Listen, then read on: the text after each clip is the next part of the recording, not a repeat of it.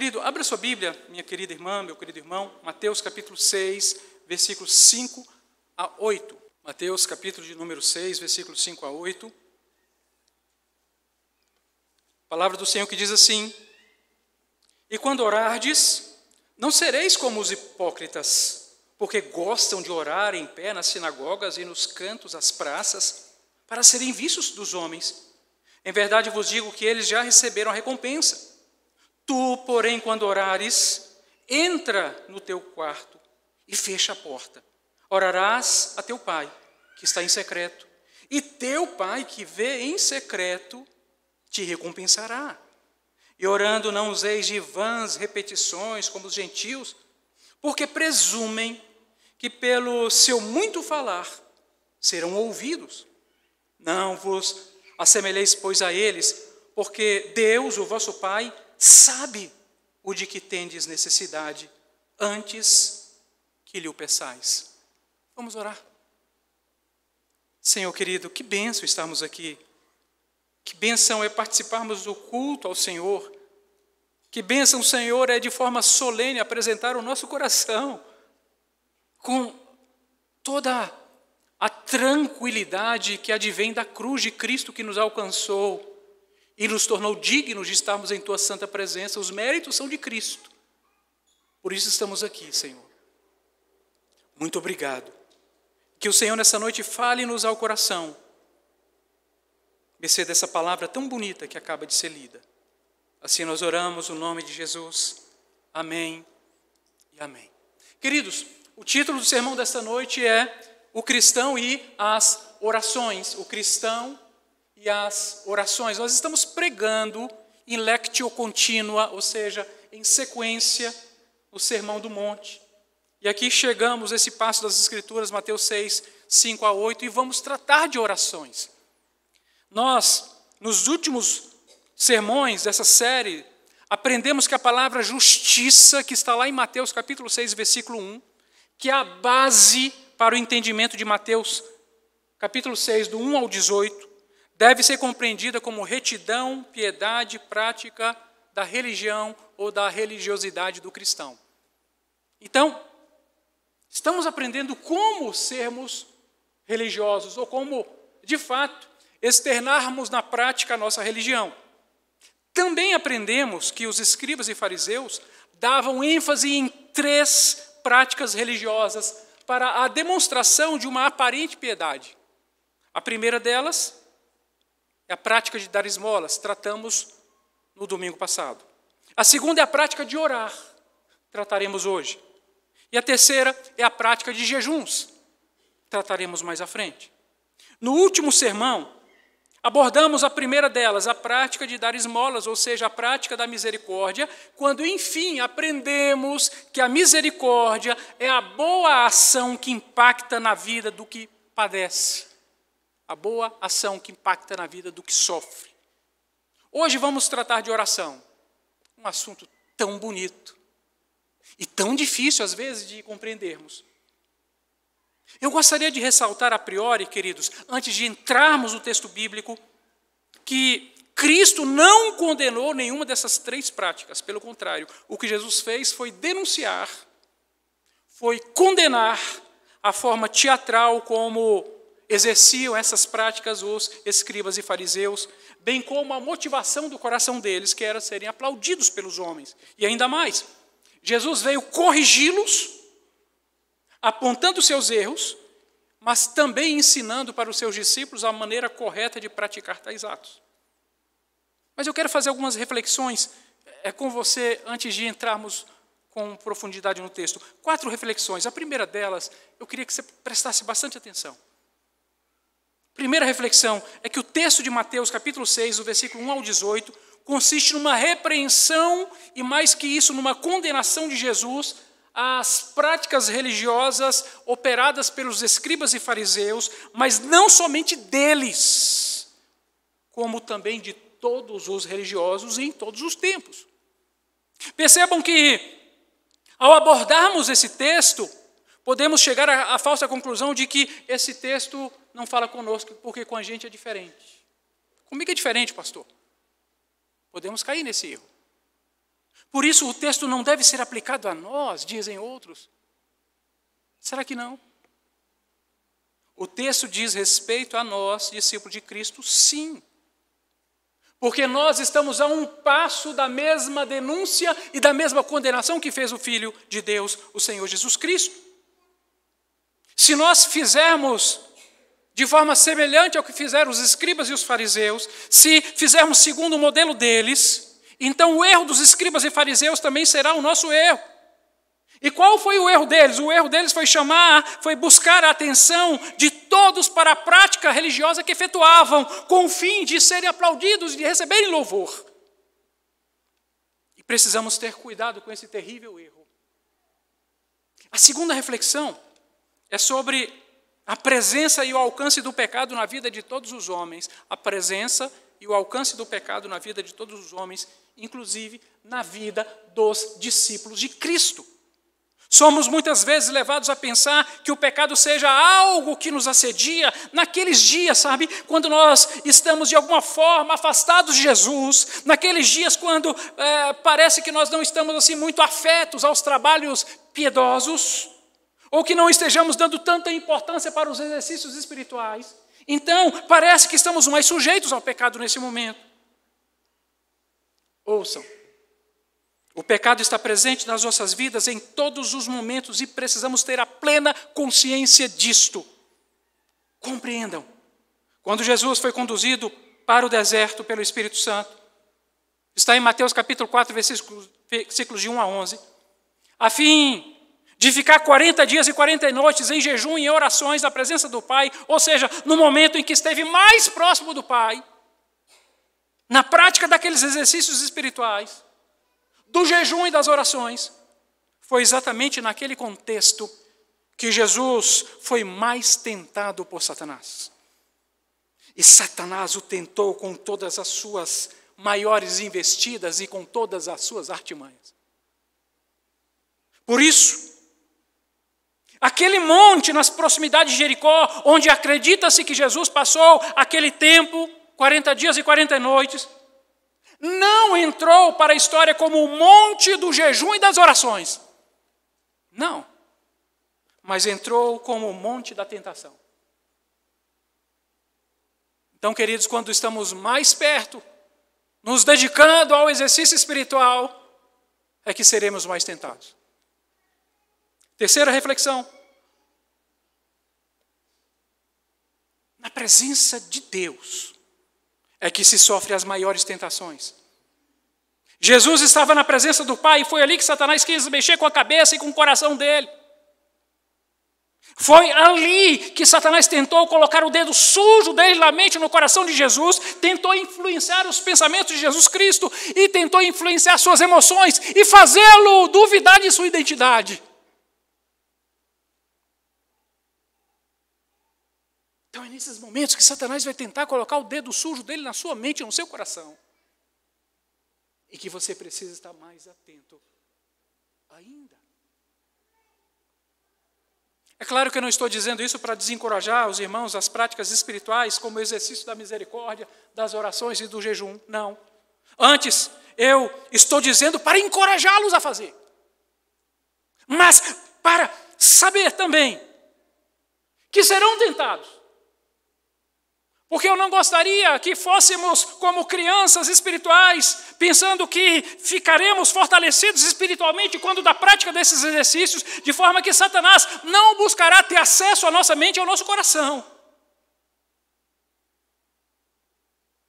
São as árvores frutíferas que recebem pedradas. As outras não. Amém? A quarta e a última reflexão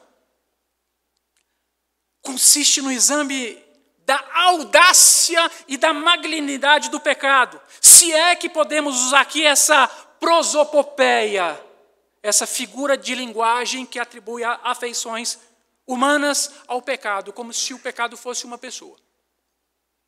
Vamos tratar assim. A audácia e a malignidade do pecado. Ouçam, o primeiro pecado ocorrido não aconteceu no Jardim do Éden. Tem gente que pensa que foi. Não. O jardim do Éden ainda não existia e nossos primeiros pais ainda não haviam sido criados quando o primeiro pecado ocorreu. Também, o primeiro pecado não aconteceu no inferno. Né? O inferno que é lugar de pecado, de pecador. Mas o primeiro pecado não aconteceu lá pelo mesmo motivo. O inferno ainda não existia. O primeiro pecado ocorreu nas regiões celestiais e foi praticado por um ser angelical, perfeito e cheio de luz, todavia com a capacidade moral para pecar e não pecar. E decidiu pecar e pecou. Então não é porque o cristão viva na presença de Deus que não tenha que se importar com a tentação e com o pecado. É o contrário. Lúcifer habitava na presença de Deus e pecou. Por isso, no futuro escatológico haverá novas terras, mas também novos céus. Na verdade, a ordem é novos céus e nova terra. Portanto, não é de estranhar que, ao menos, ao nos dedicarmos mais aos exercícios espirituais, como a prática da misericórdia, da oração e do jejum, que sejamos mais sujeitos a pecar, porque é nesses momentos específicos que as investidas de Satanás são maiores e mais frequentes. Vá para o exercício espiritual, mas saiba que você será tentado. E que você será assediado pelo pecado que habita em você. Que o Senhor tenha misericórdia de nós. E mais uma vez eu falo isso não para desencorajar ninguém, mas para encorajá-los. As investidas de Satanás são maiores justamente porque Jesus disse que haverá recompensas do Pai Celestial. Que recompensa, pastor? Não sei. Mas tem. Então não tem uma fórmula matemática que faça isso e ganhe aquilo. Não. Vamos falar sobre isso daqui a pouquinho. Mais uma reflexão. A última. Consiste na tentação da determinação da recompensa. Como assim, pastor? Explico. Jesus garantiu que o Pai vem em secreto, nos recompensará. Mas Jesus não disse 3 coisas, pelo menos. Primeiro, Jesus não disse qual recompensa será. Segundo, Jesus não disse em qual tempo isso acontecerá, se aqui ou na eternidade. Pastor, pode ser aqui? Pode. Ele é galardoador dos que o buscam. Mas pode ser só na eternidade? Pode. Pastor, pode ser que seja aqui e lá? Pode. Eu só não posso dizer, olha, você vai jejuar 40 dias e 40 noites, como fez Jesus, e a sua recompensa será tal e no tempo tal. Não posso fazer. Mas eu sei que tem. Porque o homem que falou isto é grafado com um H maiúsculo. E ele não mente. Amém.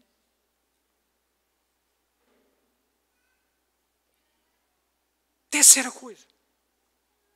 Jesus não disse que depois de havê-las praticado que teríamos o direito de exigir do Pai a recompensa. Senhor, eu jejuei, eu orei, eu pratiquei atos de misericórdia, agora eu quero a minha recompensa. Como se o Senhor tivesse passado a nota promissória para a sua mão, para a minha mão, e agora tivéssemos o direito e o dever de cobrá-lo. Eu já disse em outro sermão, só você buscar no YouTube.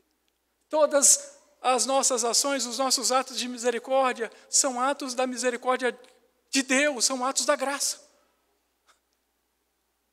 Quem contribuiu aqui agora no altar do Senhor, não aqui é o púlpito, mas perante o altar do Senhor, queridos, o fizeram porque o Senhor deu. Quem leva uma cesta básica para alguém que necessita, o faz porque o Senhor deu as condições e porque tocou no coração para fazê-lo.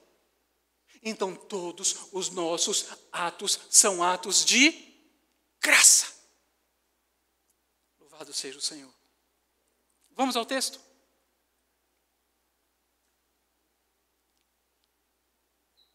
como sempre, no exemplo do texto anterior, a prática da misericórdia, Jesus apresenta primeiro o negativo para depois falar do positivo, a fim de corrigir falhas e incentivar a prática dos exercícios espirituais. Se não vejamos as indagações que podemos extrair do texto, apenas duas, sobre o ensino do mestre. Primeiro, qual a forma incorreta de orar? Salta do texto, não é verdade? Se você olhar bem para o seu texto aí da Bíblia, parece que está saltando assim. Forma incorreta de orar. Jesus destaca a forma negativa de orar nos versículos 5 e 7. E quando orardes, não sereis como os hipócritas, porque gostam de orar em pé nas sinagogas e nos cantos das praças, para serem vistos os homens. Em verdade vos digo que eles já receberam a recompensa, e orando não useis de vãs repetições como os gentios, porque presumem que pelo seu muito falar serão ouvidos. Vamos dissecar esse texto. Inicialmente, Jesus condena a forma da oração dos fariseus que oravam de pé nas sinagogas e nos cantos das praças, ou seja, nas esquinas, para serem vistos pelos homens. Olha aqui, chegou a hora da minha oração, eu vou orar.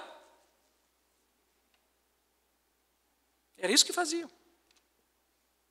Exatamente como eu disse no sermão passado, a oração dos escribas e fariseus era teatral. Por isso Jesus usou a palavra grega hipócrites. Vocês são hipócritas. Vocês usam máscaras como os atores usam nos teatros. Os escribas e fariseus eram atores que tinham como a plateia a cidade, e no contexto principal da narrativa dos evangelhos, a cidade de Jerusalém. Se as cidades pequenas eram bons teatros, imagine a cidade principal, Jerusalém, onde havia o templo. Então era muito bom para que eles apresentassem a sua encenação teatral. Então ouçam. A atuação deles era tão enfática, com uma espiritualidade tão encenada, que se portavam de tal forma que chegava ao ponto de se colocarem em pé no templo e nas praças, nas sinagogas, e todos tinham que vê-los orando. Aquilo era necessário para eles. E não só isso, eles encenavam uma vida piedosa a tal ponto que, de tão espirituais que eram, queriam demonstrar que ao caminharem para a reunião, tão espirituais que eram, não conseguiam chegar no templo, nas sinagogas, tinham que ir parando no caminho para orar, para todos vê-los orando.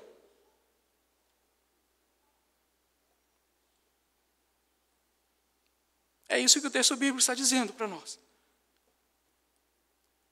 E os presentes, os incautos, ficavam deslumbrados em ver aqueles homens orando, homens de oração, orando nas esquinas, porque não aguentam a espera de chegar no templo ou nas sinagogas, homens que estavam tão transbordantes do desejo de orar, que foram parando nas esquinas e foram orando, tão cheios do Espírito Santo, não é verdade?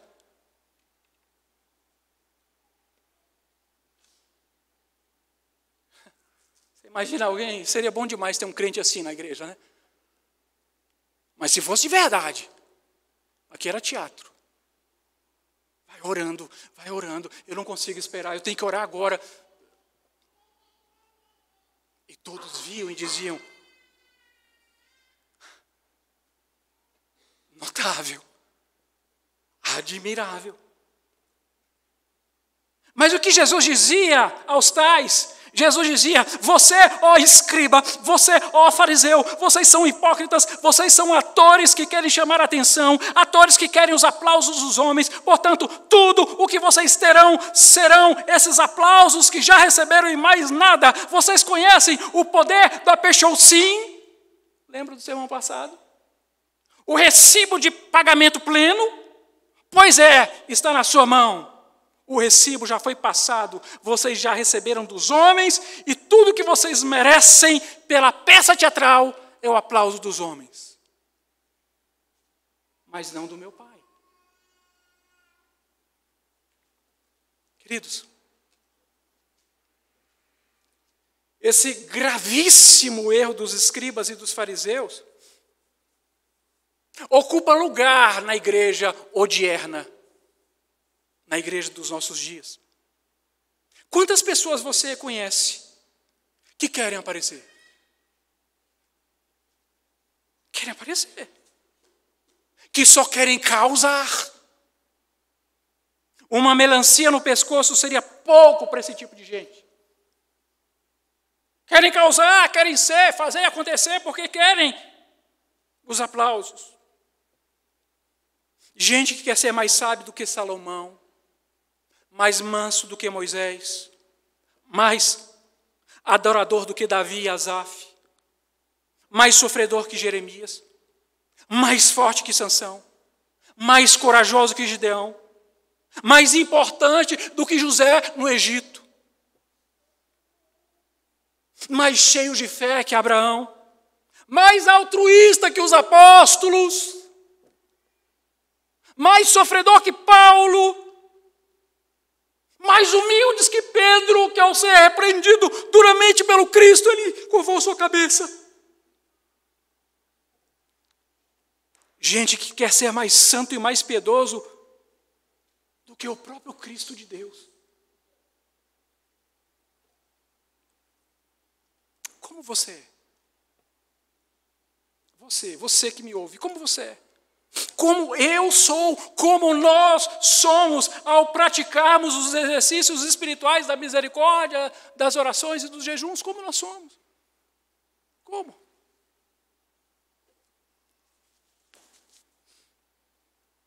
Em seguida, Jesus condenou algo específico, olhando para além das práticas dos escribas e fariseus. Agora ele olha para além, para alhures, para diante, para outros povos, para os gentios. E condenou também as orações gentílicas. Ele disse: e orando, não useis de vãs repetições como os gentios, porque presumem que pelo muito falar serão ouvidos. Agora deixa eu brincar um pouquinho aqui com o grego, no bom sentido. A palavra grega utilizada para a expressão não useis de vãs repetições é o verbo batalogeu. Batalogeu. Que significa literalmente repetir palavras sem sentido. Mas nós temos um problema aqui. Porque essa palavra, batalogeu, só aparece uma única vez no texto bíblico e é aqui, em Mateus capítulo 6, versículo 7. Nenhum outro lugar. A expressão é formada pelo radical batá, mais o lego, logeu, o verbo lego, que sabemos que significa falar. Mas nós não temos certezas do batá. Batá pode ter vindo do aramaico, então Jesus fez uma junção do aramaico com o hebraico. Claro que aqui estamos no grego koiné, mas você vai entender o que eu estou falando. Pegou um radical do aramaico, que era a língua falada de Jesus, a língua popular, e juntou com um pedaço, né, do hebraico, da língua erudita, e formou no grego o batalogeu. Mas se for isso mesmo, se for o bata do aramaico, significa indolente, inútil. Então nos ajuda também. Seriam palavras indolentes, palavras inúteis, palavras vãs. Deu significado. Ou pode ser também Jesus, em sua sábia inteligência, se utilizando de uma outra figura da linguagem no nosso português, a onomatopeia, figura de linguagem que seria o equivalente no português ao blá, blá, blá. Quando você orar, deixa de blá, blá, blá. Mas nós podemos afirmar que o batalogeu significa repetir palavras sem sentido, repetir palavras inúteis, repetição de palavras indolentes. Nós chegamos a esse fim. Para entendermos melhor, no modo batalogeu, quem falava no modo batalogeu, falava como não estivesse no uso das suas faculdades mentais normais. Um exemplo, o bêbado, que fala e repete coisas sem nexo. Outro exemplo, a criança que ainda não fala, está aprendendo a articular as primeiras palavras e repete palavras sem sentido. Seria o batalogeu para o grego. A pessoa idosa que sofre já de senilidade avançada e por isso não consegue se comunicar de forma precisa. Batalogeu. A pessoa que tem algum tipo de déficit de aprendizagem, por isso não consegue se comunicar, que não consegue formular pensamentos, por isso repete coisas sem sentido. Batalogueu. O que Jesus estava dizendo era, ao orar, não useis de vãs repetições, ou seja, não repita a palavra sem sentido, não faça como um bêbado faz, como uma criança que não sabe falar faz, como um senil que já não consegue entender e raciocinar faz, ou como uma pessoa deficiente faz. Você quer ver outro bom exemplo para a nossa realidade, para entendermos o que Jesus estava querendo falar? A fala de um papagaio. O papagaio fala? Sim ou não? Todo mundo vai dizer que o papagaio fala, porque no nosso português o papagaio está falando. Jesus diria, não, o papagaio está batalogueando. Porque é uma coisa sem sentido. Uma fala de papagaio. Porque o papagaio não sabe do que está falando, são palavras soltas, repetitivas e muitas vezes sem sentido. Por outro lado, a palavra falada com articulação de ideias, concatenação de pensamento, é expressada pelo verbo grego lego, ou logeu. Mas vamos chamar de lego, que vai nos ajudar a lembrar daquele brinquedo que a gente constrói coisas. Não é assim? Quem usa o batalogueu não usa o lego. Essa palavra lego, ela tem um exemplo célebre na célebre frase de Jesus. Eu, porém, vos digo. Ele usa o verbo lego. Ou seja, era um ensinamento. Quando os mestres ensinam, utilizavam o lego. Quando os doutores se expressam, utilizam o lego. Quando os sábios arrasou, se valem do lego. E não do batalogueu. Compreendeu a diferença? O que Jesus estava dizendo era, ao orares, não use o batalogueu, como fazem os papagaios e os bêbados. Use o lego, como fazem os sábios e os mestres. Pensa na sua oração. Articule as frases, forme-as com cada palavra escolhida e fale com o Senhor. Não como um bêbado fala. O fato, queridos irmãos e irmãs, ninguém gosta de blá, blá, blá. Verdade ou não? Ninguém suporta a conversa de bêbado. Nem mesmo o Senhor. Ninguém aguenta por longo tempo esse papagaio que não para de repetir a mesma história da mulher do macaco. Quando você ouve a primeira vez, curupaco, papaco, a mulher do macaco. Segunda vez, curupaco, papaco, a mulher do macaco. Terceira vez. Quarta vez. 1 hora. 2 horas. Tira esse papagaio daqui. Ou não é assim? É isso que o Senhor está falando. É isto. Outra expressão que Cristo se utilizou para condenar as orações dos gentios foi porque presumem que pelo seu muito falar serão ouvidos. Compreenda, a expressão grega para muito falar, no nosso português, é o substantivo polulogia. Muitas palavras, polulogia. Que significa literalmente alguém que é prolixo, alguém que fala demais, um pau-orador incontido, um tagarelas, um falante descontrolado, alguém que fala demais. É a pessoa que vai contar um ponto e para isso cria um conto sem ponto e sem fim. Eu não estou falando daqueles artistas capacitados em contar boas histórias, porque afinal de contas, quem não gosta de um bom contador de histórias? Um bom orador, um bom pregador, um bom pastor, ele tem que ser um bom contador de histórias. Não estou falando disso. Eu estou falando daquela pessoa que tem aquele pensamento circular. Você não sabe de onde partiu, para onde vai, e vai emendando uma coisa com outra, e vai emendando uma coisa com outra. E você entra com ele naquele espiral, e você daqui a pouco não sabe onde está. Polulogia. Agora, some as duas coisas, as três coisas. Some o batologueu, com a polologia. Onde é que vai parar, gente? Palavras vãs e sem sentido e muitas palavras. Queridos, quem tem paciência para ouvir um prolixo por muito tempo? O prolixo é aquele que, para contar um ponto, como eu disse, já criou um conto, mas um conto que parece monstruoso. Você não sabe onde está a porta de fuga. Agora, imagine um prolixo falando e repetindo palavras sem sentido. Um prolixo bêbado ou um papagaio.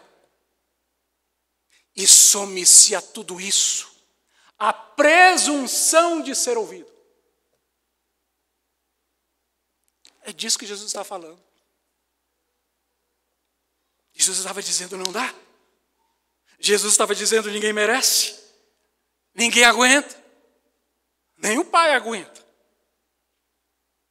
É claro que eu não estou dizendo aqui que nós não devamos dedicar tempo de qualidade de oração, não é isso. Mas se percebermos que as nossas palavras deixaram de ser o resultado de verdadeiras elaborações mentais, se começarmos a falar coisas que já não tem mais sentido a razão, naquela hora da sua oração, você está tão cansado, então, que você orando com Jesus, você fala geladeira. O que tem geladeira a ver? Não tem nada. Aí você se dá conta, gente, o que eu estou falando? Já aconteceu isso com você? Comigo já. Oração tem que ser pensada, raciocinada, concatenada. É isso. Não precisa ficar repetindo, o Pai sabe do que você precisa. Pode repetir, pastor? Pode. Vamos entrar nisso um pouquinho mais à frente. Não pode repetir palavras vãs. Porque ninguém merece. Ou pelo muito repetir a mesma palavra. Certa vez eu fui, a pedidos insistentes, conheci uma determinada comunidade que se reunia com a pretensão de cultuar o Senhor. E começou a oração. Depois de uma porção da palavra do Senhor exposta da forma deles, então começou a oração. Se a palavra era sobre contemplação, aí um levantava e falava assim, contemplação. O outro se levantava, contemplação, contemplação, contemplação, contemplação. Que sentido faz isso, gente? Oração tem que ter raciocínio.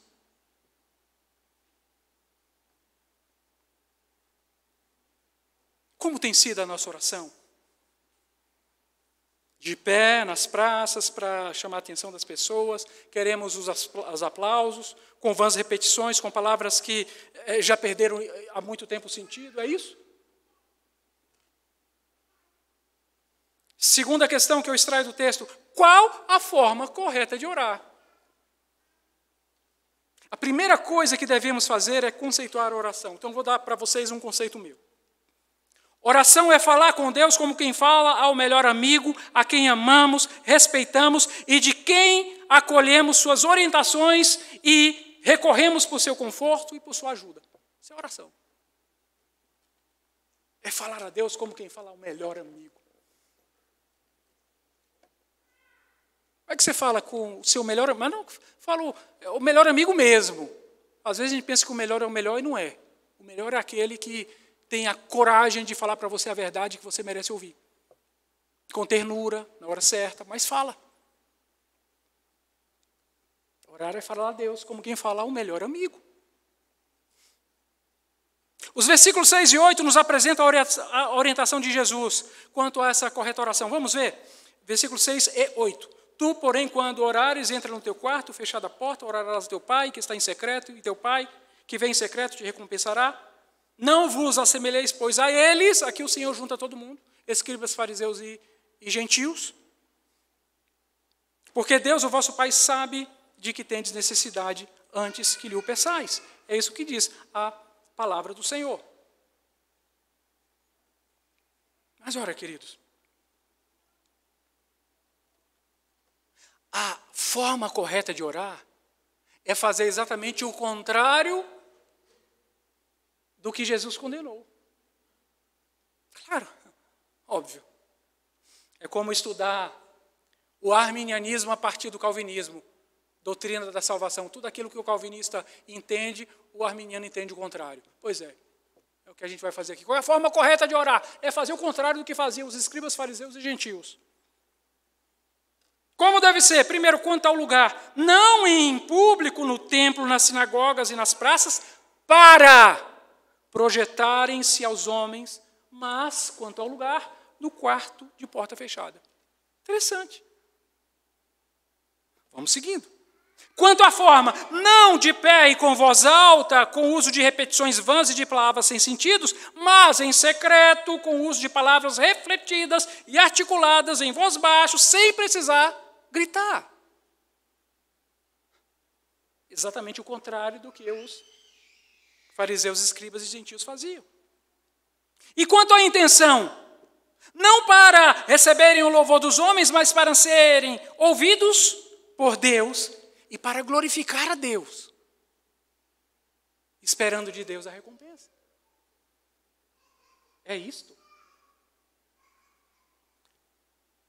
Nosso pai reformador, João Calvino, o grande reformador de Genebra, o grande sistematizador da reforma, apresenta 4 regras para oração. Eu achei muito interessante e vou trazer para vocês. A primeira regra é orar com um sentimento sincero de reverência.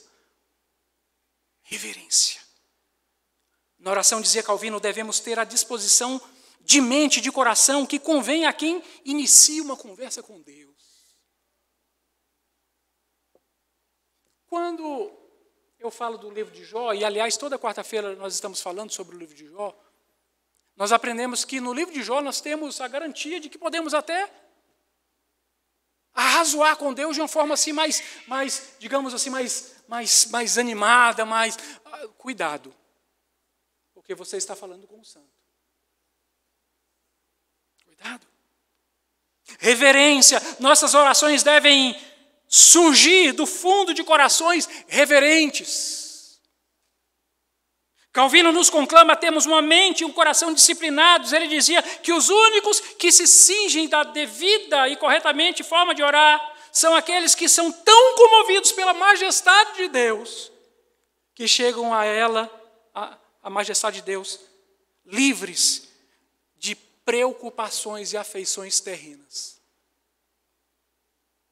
Não sei se a gente vai conseguir chegar nesse ponto de João Calvino. Mas precisamos buscar. A segunda regra é orar com um sentimento sincero de carência e de arrependimento.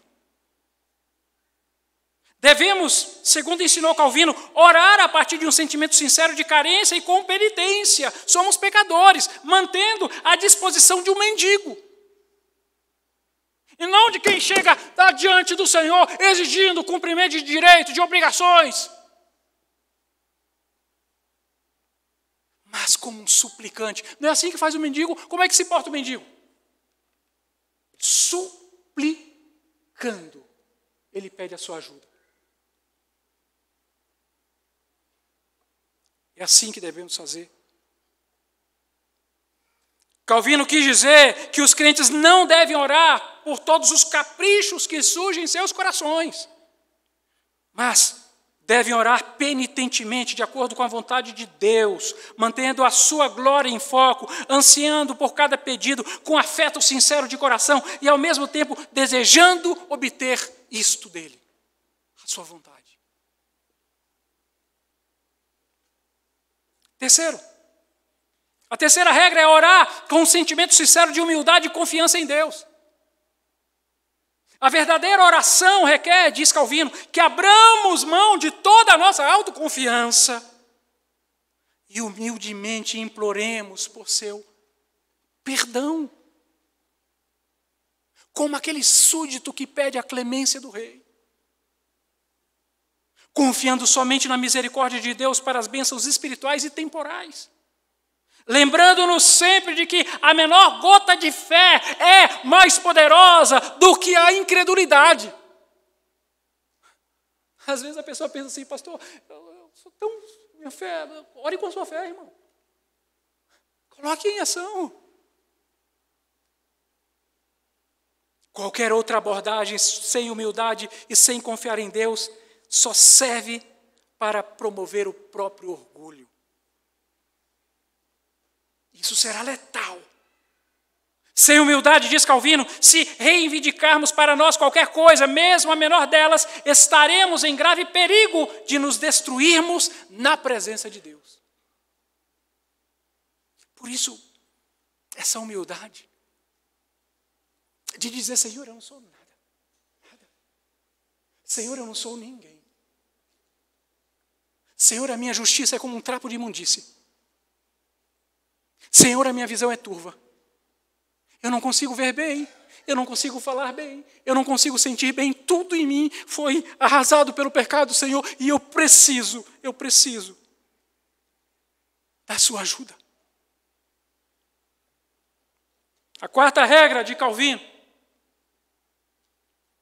é orar tendo um sentimento sincero de esperança confiante. Como é isso, pastor? Calvino vai explicar. É aquela confiança de que nossas orações serão respondidas. E essa confiança não advém de nós mesmos, vem do Espírito Santo, que está operando em nós. É quando aquela causa está perdida, e você diz, não tem mais jeito. Mas você ora. E você entrega ao Senhor e você confia. E você sabe que Deus é poderoso para fazer infinitamente mais do que sequer pensamos. Na vida dos crentes, a fé e a esperança vencem o medo para que possamos, diz Calvino, pedir com fé e em nada duvidando. Complementa Tiago, capítulo 1, versículo 6. Isso significa que a verdadeira oração tem confiança de sucesso devido a Cristo e a aliança que Ele fez conosco. Porque o sangue de nosso Senhor Jesus Cristo sela o pacto que Deus concluiu comigo e com você. É a confiança no pacto, diz Calvino. Os crentes estão aproximando-se de Deus com ousadia, com alegria, porque tal confiança é necessária na verdadeira oração, que se torna a chave que abre a porta do reino de Deus. Então a chave vem do Senhor, vem da operação do Espírito Santo em nosso coração. Essa esperança confiante não é porque eu sou diferente, a minha fé é forte, a sua não é. Não, é porque é o Espírito Santo quem opera. Você crê?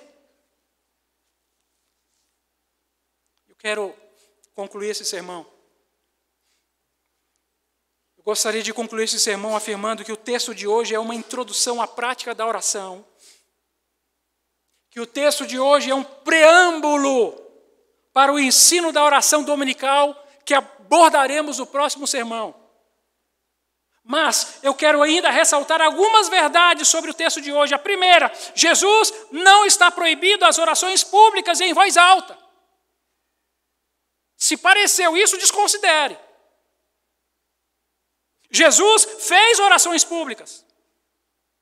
Nós encontramos orações públicas na vida inteira, na Bíblia inteira. Jesus fez uma das orações mais bonitas, que está em João capítulo 17, que é a oração sacerdotal do Cristo. E foi uma oração longa, pública, em voz alta. Então não é uma questão de serem orações públicas. Segunda, Jesus não está proibindo as longas orações, porque Ele mesmo fez orações longas, como está registrado em Lucas capítulo 12, versículo 12, onde afirma que Jesus se retirou para orar e passou a noite inteira orando. Será que foi uma oração longa?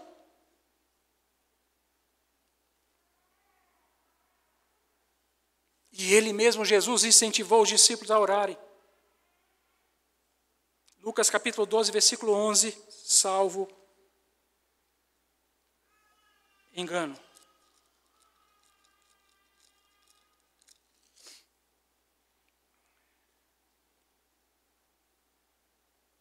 Queridos, em terceiro lugar, Jesus não está condenando as orações que contenham repetições. Porque ele mesmo, na hora de sua aflição, repetiu suas orações. Está em Mateus capítulo 26, versículo 44. Deixando-os novamente, foi orar pela terceira vez, repetindo as mesmas palavras. O que Jesus condenou foi a vã repetição, foi o tal do batalogueu.